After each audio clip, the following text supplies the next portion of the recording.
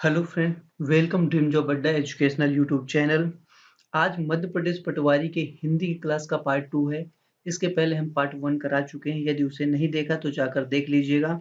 तो पार्ट 1 में हमने बताया था कि ये पटवारी के क्वेश्चन की सीरीज 15 क्वेश्चन की सीरीज चल रही है, जिसमें हम प्रत्येक दिन 15 क्वेश्चन की प्रैक्टिस कराएंगे। सो जो बच्चे अभी इससे जुड़े हुए नहीं हैं, जो बच्चे पटवारी का एग्जाम देना चाहते हैं, तो हमारे चैनल से जुड़िए और सीरीज को अटेम्प्ट करिए। तो चलिए स्टार्ट करते हैं अपने लेक्चर को। तो देखिए पहला क्वेश्चन है, फर्स्ट क्वेश्चन है, ओष्ठ से उच्चरित वर्ण है। तो इसका जो करेक्ट आंसर हो जाएगा वो हो जाएगा ऑप्शन नंबर डी, पा। देखिए ओष्ठ जो होते हैं, ओष्ठ से जो उच्चरित वर्ण कौन कौन से होते हैं? ओष्ठ से जो होंगे, देखिए जो हमारे मुंह का जो ओठ होता है, जब उसको बोलेंगे तो ओठ का टकराव होगा, ठीक है। जैसे पा हो गया, फा हो गया, बा हो गया, भा हो गया और माँ। ये जो शब्द हैं, ये जो वर्ण हैं, ये ओष्ठ हैं। और अगर यहाँ पास बात करेगा हा जो है, हा जो है वो क्या है? तो हा जो होता है वो ऊष्म में आ जाता है। ऊष्म में हा आएगा। सा भी ऊष्म में आ जाएगा। हा और सा दोनों ऊष्म में आते हैं। और का जो वर्ड आएगा वो कंठ में आ जाएगा, कंठ में। सो देखिए कंठ में और कौन कौन से, देखिए का वर्ग जो होगा, का वर्ग जो होता है वो कंठ में आ जाता है। जैसे का, खा हो गया, गा हो गया, घा हो गया, अंगा हो गया। ये जो है वो कंठ में आते। उसके बाद जो चा वर्ग आएगा वो तालव्य में आ जाता है। तालव्य में आता है चा वर्ग। चा वर्ग पूरा तालव्य में आता है। उसके बाद मूर्धन्य जो होगा, मूर्धन्य जो होता है वो आता है टा वर्ग में।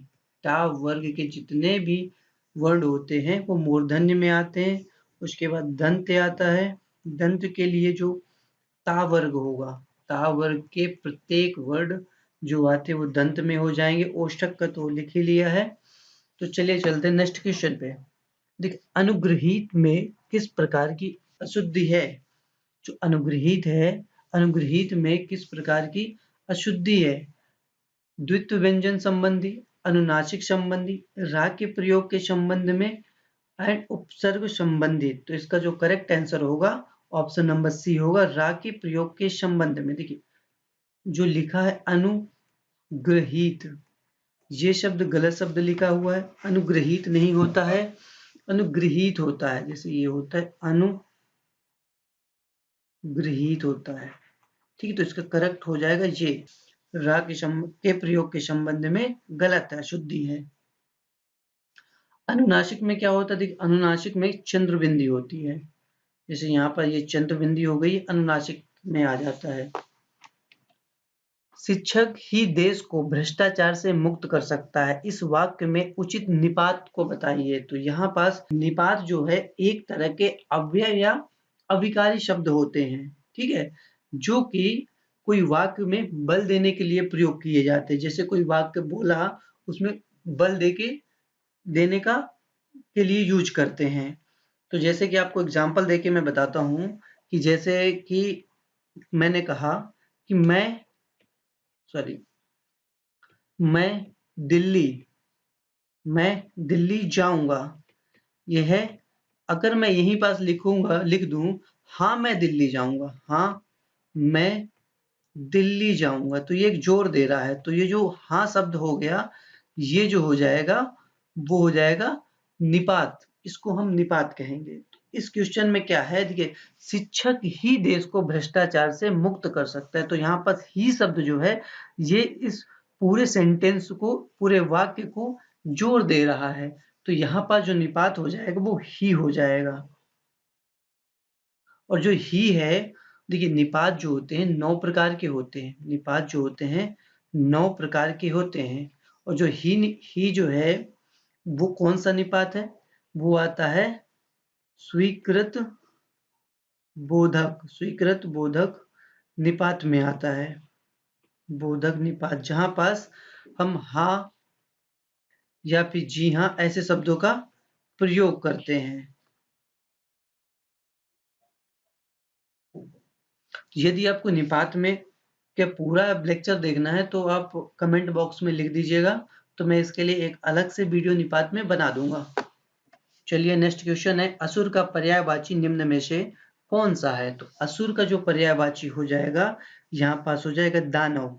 दानव जो है वो असुर का पर्यायवाची हो जाएगा। असुर के और कौन से पर्यायवाची होते हैं? तो इसका होता है धनुज। देखिए इसके एक पर्यायवाची होता है धनुज, राक्षस, धनुज हो जाता है, राक्षस हो जाता है, दैत्य, दैत्य भी असुर का ही है। उसके बाद तमीचर, तमीचर, निशाचर, निशाचर, तमीचर, निशाचर, सुरारी, सुरारी, रजनीचर, रजनीचर एंड इंद्रारी, इंद्रारी। ये सभी जो होते हैं वो दानव के पर्यायवाची होते हैं। देवराज, देखिए देवराज किसका पर्यायवाची है? तो देवराज जो है इंद्र का पर्यायवाची होता है। किसका? इंद्र का, इंद्र का पर्यायवाची होता है। इसके और पर्यायवाची क्या हो जाएंगे? महेंद्र, महेंद्र भी इसका पर्यायवाची होता है। एक होता है सुरपति, सुरपति, सचीपति, सचीपति, और एक इंपॉर्टेंट हो गया सुरेश, सुरेश भी इंद्र का ही पर्यायवाची है। सुरेश भी हो गया इंद्र का पर्यायवाची। भूतेश, देखिए भूतेश में काफी ज्यादा कंफ्यूजन हो जाता है। भूतेश जो होता है वो शंकर जी का है, शंकर का पर्यायवाची है। महादेव हो गया, महादेव, इसका एक और पर्यायवाची होता है, सॉरी यहाँ देव हो गया। एक और पर्यायवाची होता है आशुतोष, आशुतोष भी शंकर महादेव का पर्यायवाची है। सो नेक्स्ट क्वेश्चन है, जिसके हृदय में ममता ना हो के लिए एक शब्द निम्न में से कौन सा है? तो जिसके हृदय में ममता नहीं होती है उसको कहते हैं निर्मम। तो इसका जो करेक्ट आंसर हो जाएगा ऑप्शन नंबर बी हो जाएगा। देवेंद्र का संधि विच्छेद निम्न में से कौन सा है? तो देवेंद्र का सही संधि विच्छेद कौन सा है? तो ये हो जाएगा देवधन इंद्र। देवेंद्र के लिए देव धन इंद्र ये होता है। और ये बना कैसे है देवधन इंद्र? तो देखिए पहले शब्द में यह छोटा आ यहां से लिया गया, प्लस छोटी ई, छोटा आ और छोटी ई मिलके क्या बना रहे हैं? ए बना रहे हैं। तो ये होगा देवेंद्र। और इसमें कौन सी संधि होगी? इसमें हो जाएगी गुण संधि, गुण संधि। छोटा आ और छोटी ई मिला के बना रहे ए, तो देवेंद्र हुआ और इसमें है गुण संधि। नेक्स्ट क्वेश्चन है, नमस्कार का संधि विच्छेद निम्न में से कौन सा है? तो ये क्वेश्चन बहुत ही ज्यादा इंपॉर्टेंट क्वेश्चन, नमस्कार। ठीक है, तो देखिए नमस्कार के लिए क्या होता है? नमः धन कार। इसका जो करेक्ट आंसर होगा ऑप्शन नंबर बी हो जाएगा। और ये बनता कैसे? देखिए जब भी विसर्ग संधि की बात करेंगे कि जब भी पूर्व में, देखिए विसर्ग के, जब भी विसर्ग, जैसे ये विसर्ग है, दो बिंदी लगी है, विसर्ग है, विसर्ग के पूर्व में, विसर्ग के पूर्व में आ हो तथा बाद में का या फिर पा हो, तो विसर्ग में कोई परिवर्तन नहीं होता, विसर्ग में कोई परिवर्तन नहीं होता है, परिवर्तन नहीं होता है। ठीक है, अब देखो यहां पास क्या हो रहा है, देखो विसर्ग के पहले छोटा आ है, ठीक है, और बाद में का भी आ रहा है, लेकिन यहाँ पास परिवर्तन हो गया क्योंकि ये एक अपवाद है। तो जैसे एग्जाम्पल की बात करेंगे कि यदि आपके पास आ जाए प्रातः धन काल, देखिए यहाँ पास विसर्ग के पहले छोटा है और बाद में का है, तो इसका क्या होगा? प्रातः काल होता है, प्रातः काल हो जाता है। ऐसे में अगर आ गया अंतःकरण, अंतः प्लस करण आ जाता है, तो इसको बोलते हैं अंतःकरण। विसर्ग वैसे ही रहे, विसर्ग में कोई परिवर्तन नहीं होता, पर यहाँ पास एक अपवाद है। अपवाद क्या है? एक मिनट, थोड़ा इसका कलर चेंज कर लेता हूं। अपवाद है कि यदि,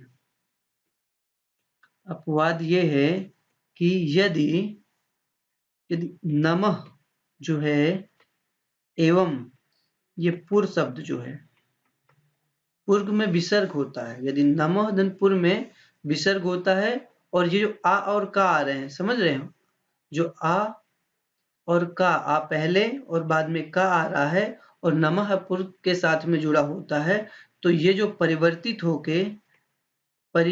होके सा में परिवर्तित हो जाता है, ये शा में, तभी ये नमः धनकार हो गया, नमस्कार, ये शा आ गया। ठीक है, तो इतना तो समझ गए होंगे।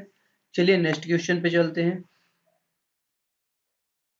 बाढ़ का विलोम शब्द निम्न में से कौन सा है? तो बाढ़ का जो विलोम शब्द हो जाएगा ये है सूखा, तो ऑप्शन नंबर सी सही हो जाएगा। सुख का दुख होता है विलोम शब्द, और जो होता अतिवृष्टि का होता है अनावृष्टि, अनावृष्टि, अल्पवृष्टि का हो गया अनावृष्टि।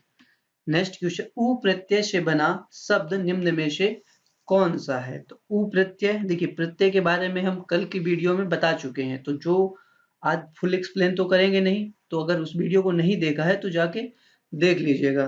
तो प्रत्यय, देखिए प्रत्यय के बारे में बस थोड़ा सा ही डिटेल देंगे। प्रत्यय जो होता है वो शब्दांश होते हैं जो किसी शब्द के अंत में जुड़ते हैं और उनके अर्थ को परिवर्तित कर देते हैं, वो होते हैं प्रत्यय। तो यहाँ पर देखिए बंधु, जो बंधु लिखा हुआ है, ये बंधु छोटा ऊ है, जो इसमें क्या होगा, इसको जब हम ब्रेक करेंगे, विच्छेद करेंगे, बंध धन ऊ, तो छोटा ऊ जो आ रहा है तो ऑप्शन नंबर ए में ही आ रहा है, तो इसका जो करेक्ट आंसर हो जाएगा ऑप्शन नंबर ए हो जाएगा। देखिए आंखें चार होना मुहावरे का अर्थ निम्न में से कौन सा है? तो आंखें चार होने का मतलब होता है कि आमने सामने होना, आमने सामने होना, या फिर इसी को हम बोल देते हैं देखा देखी होना। भाई साहब देखा देखी होना इसी मुहावरे का अर्थ है। ठीक है, और कुछ अगर एक दो और इम्पोर्टेंट अगर आपको मुहावरे लिखना है तो लिख लीजिए। जैसे होता है, एक होती है शैतान की आंत, शैतान की आंत, शैतान की आंत सुने, यानी कि इसका मुहावरा होता है बहुत लंबी वस्तु, बहुत लंबी वस्तु, लंबी वस्तु। ठीक है, और एक हो जैसे कान फूकना, कान फूकना का क्या होता है मुहावरा? कान फूकना, इसका मुहावरा होना होता है दीक्षित करना, दीक्षित करना। नेक्स्ट एक है उड़ती, उड़ती चिड़िया, उड़ती चिड़िया के पंख गिनना, के पंख गिनना। इसका जो मुहावरा होता है कि बहुत अनुभव, यानी कि अनुभव होना, अनुभव होना।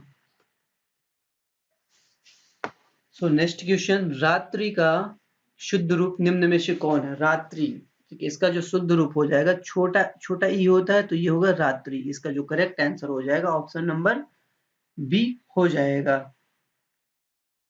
तो अगर इसमें कुछ और, अगर आपको कुछ देखिए, मैं और अशुद्ध शुद्ध रूप बता देता हूँ। जैसे यहाँ पास होता है उज्ज्वल, उज्ज्वल ये एक अशुद्ध है, इसका शुद्ध जो हो जाएगा दो बार आधा जा आता है इसमें, उज्ज्वल।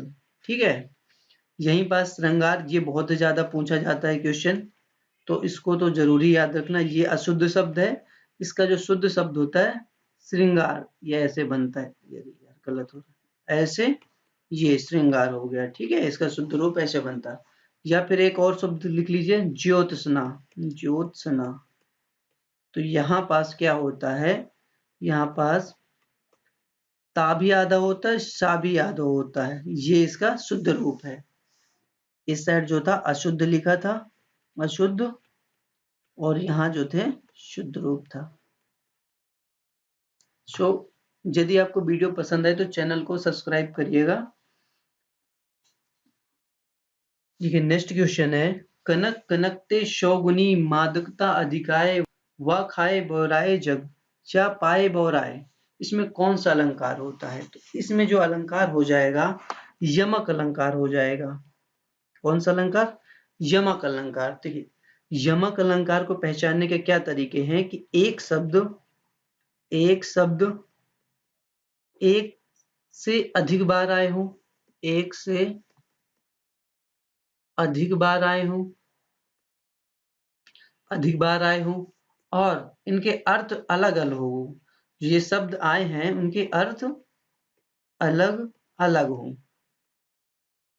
ठीक है, एक शब्द एक से ज्यादा बार आए हो और उनके जो अर्थ है उसके अलग अलग हो, दोनों के अर्थ हो। जब 2 आए या फिर 3 आए हो, इनके सारों के अलग अलग अर्थ अलग अलग हो।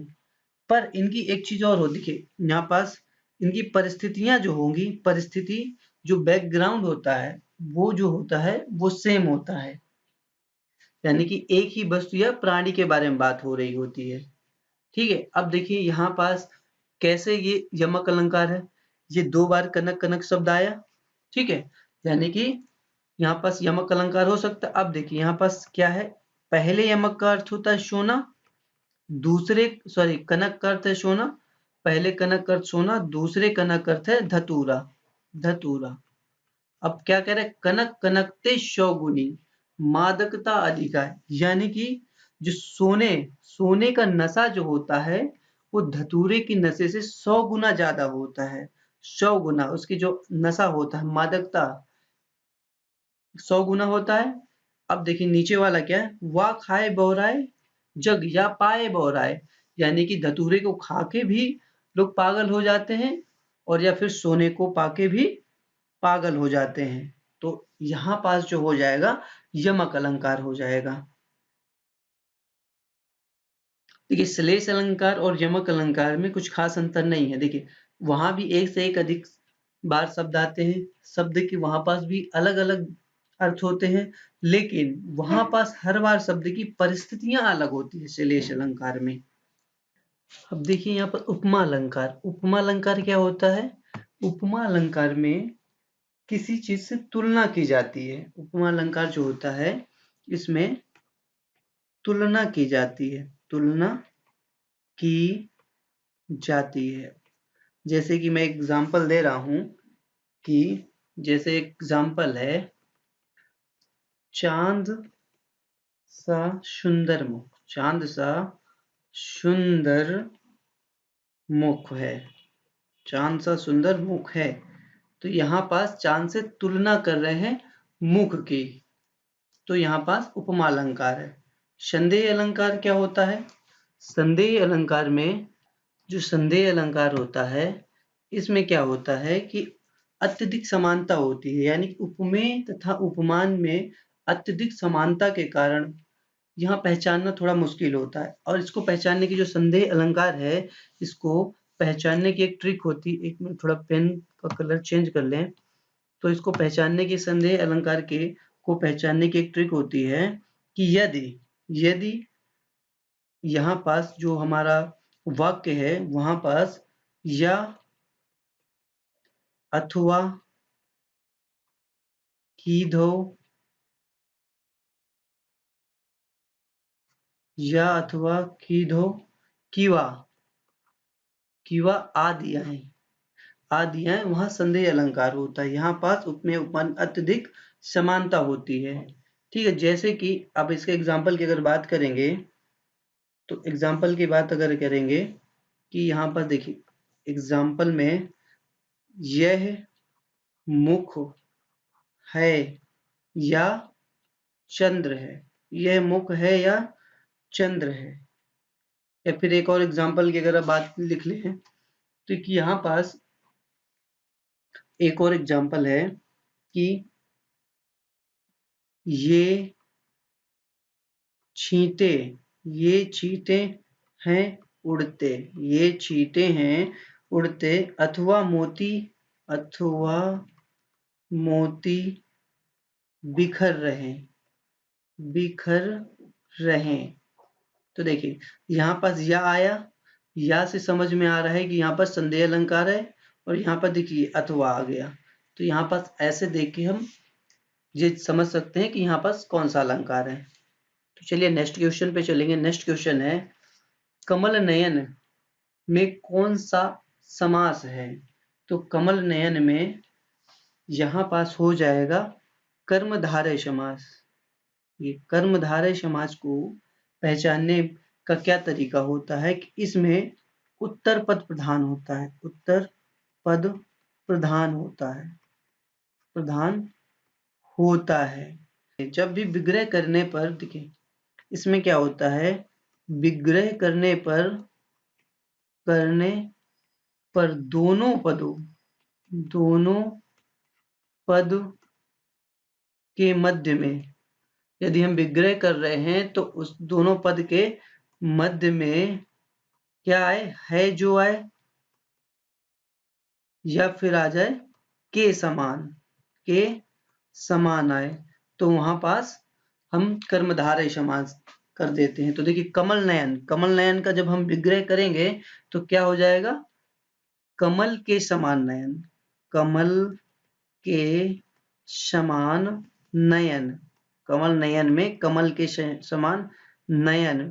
तो देखिए के समान आया, के समान आ रहा है, तो यहाँ पास कर्मधारय समास हो जाएगा। द्वंद्व समास में क्या होता है कि दोनों पद प्रधान होते हैं, दोनों पद प्रधान, ठीक है, प्रधान होते हैं। और इसका एग्जाम्पल की बात करें तो एग्जाम्पल में जैसे राजा प्रजा, राजा और प्रजा, राजा प्रजा, और दूसरा एग्जाम्पल लिख लीजिए जैसे हो गया ठंडा गरम, ठंडा गरम भी द्वंद्व समास का ही एग्जाम्पल है, ठंडा गरम, ये भी द्वंद्व समास का एग्जाम्पल है। यहीं पास अगर तत्पुरुष की बात करें तो तत्पुरुष में भी उत्तर पद प्रधान होता है। और अगला जो है बहुब्रीहि समास, बहुब्रीहि समास में दोनों पद प्रधान नहीं होते, दोनों पद प्रधान नहीं होते, लेकिन कोई तीसरा पद प्रधान होता है, लेकिन कोई तीसरा पद प्रधान होता है। एग्जाम्पल यहाँ पास हम देखेंगे कि जैसे कि लंबोदर, इसमें क्या होता है कि लंबा है उधर जिसका, लंबा है उधर जिसका, तो ये हो जाते हैं श्री गणेश जी हो जाते हैं, गणेश जी हो गए, ठीक है। तो इसका एग्जाम्पल ये हो गया। चलिए अब नेक्स्ट क्वेश्चन में चलेंगे। नेक्स्ट क्वेश्चन है राम सो रहा है, इस वाक्य में कौन सी क्रिया है। तो राम सो रहा है में कौन सी क्रिया है, देखो क्रिया मेनली दो प्रकार की होती है, अकर्मक क्रिया और सकर्मक क्रिया। अकर्मक क्रिया और होता है सकर्मक क्रिया। अब देखिए इनको पहचानने के तरीके क्या हैं। अकर्मक क्रिया जैसे आ लिखा है यहाँ, इनकी कर्म के बिना, अकर्मक मतलब कर्म रहित या कर्म के बिना, कर्म रहित, यानी कि अकर्मक में हमें कर्म की जरूरत नहीं पड़ती। या फिर हम ऐसा कह सकते हैं कि अर्थ स्पष्ट रूप से, जो अर्थ होता है स्पष्ट रूप से कर्म के बिना ही निकल आता है। जैसे राम सो रहा है, तो राम सो रहा में हमें कर्म की जरूरत नहीं पड़ रही है, पर इसका जो अर्थ है क्लियर रूप से समझ में आ रहा है कि राम कर क्या रहा है। तो ये जो हो जाएगी हमारी अकर्मक क्रिया हो जाएगी यहाँ पास। तो यहाँ पास एग्जाम्पल की बात और करेंगे, जैसे कि राम हंसता है, तो यहाँ पास हमें कर्म की जरूरत नहीं, हमें पता है कि हंसना क्या होता है। या फिर अगर एक और यहाँ पर एग्जाम्पल देख लेते, राधा दौड़ती है, तो दौड़ती भी जो है कर्म की जरूरत नहीं पड़ रही। यहीं पास सकर्मक में हमें कर्म की जरूरत पड़ती है, जो अर्थ जो है अर्थ को स्पष्टता लाने के लिए हमें कर्म की जरूरत पड़ती है। जैसे कि यहाँ पास एग्जाम्पल देखें, एग्जाम्पल से ज्यादा समझ में आएगा।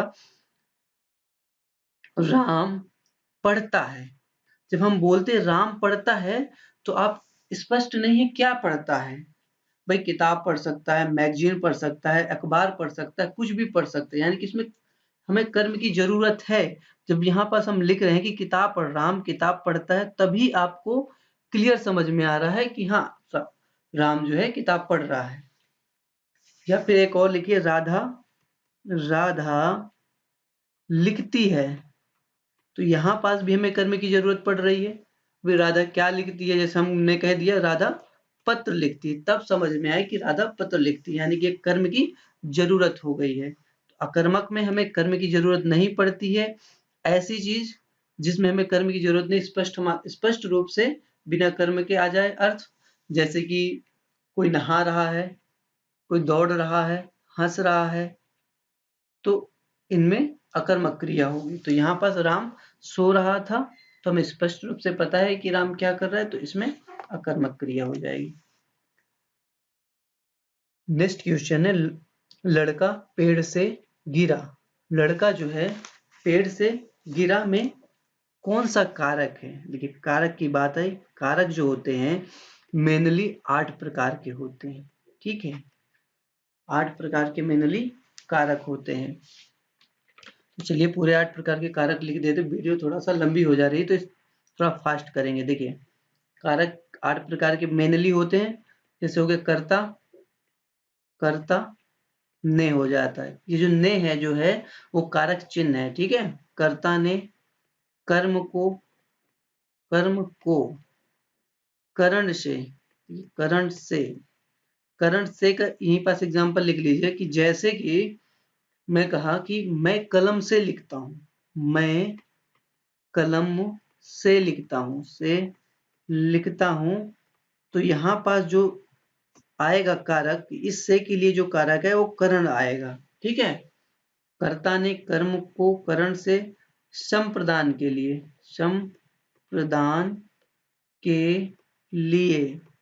या फिर यहाँ पास को भी हो जाता है। उसके बाद होता है अपादान से, अपादान से, इस अपादान का अर्थ होता है अलग होने के लिए, अलग होने के लिए, अलग होने के लिए अपादान से।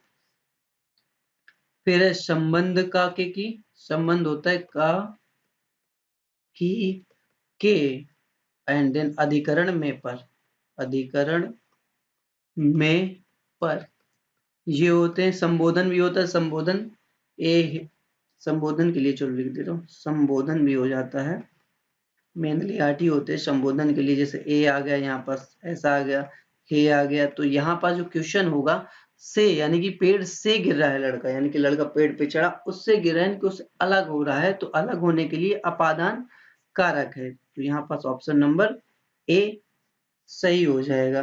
तो आज की वीडियो में बस इतना ही। यदि वीडियो पसंद आई हो तो चैनल को सब्सक्राइब करिएगा, और इसकी अगर पीडीएफ चाहिए हो, अगर आपको इस लेक्चर की पीडीएफ चाहिए हो तो हमारे टेलीग्राम चैनल पे मिल जाएगी आपको पीडीएफ। तो इसका लिंक, टेलीग्राम का लिंक वीडियो के डिस्क्रिप्शन में डाल देंगे। So thank you.